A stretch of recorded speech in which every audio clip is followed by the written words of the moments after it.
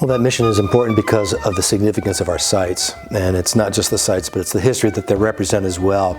The great thing about Mackinac is it has a very long and rich history that doesn't just embrace or embody one era or one theme. It is an area that has consistently been important and significant for a variety of peoples for a very long period of time. It's so important to learn from the past and to learn how people answered the challenges of the past, and maybe we can, well, hopefully not repeat their mistakes, and also to learn maybe some things that they did that we can apply to how we live today.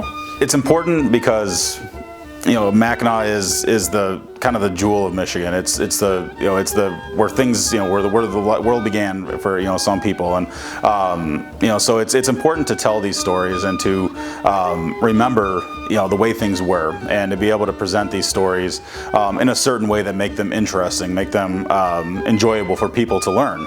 The resource we have, you know, the natural history as well as the history, you know, such an important part of Michigan's history and the national history, as well as the resources we have in the state of Michigan.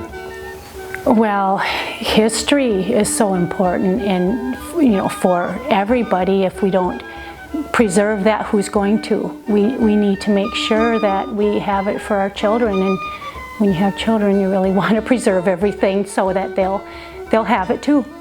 Because I think that Mackinac State Historic Parks is the one spot in all of northern Michigan that everyone looks to do that for northern Michigan. There's we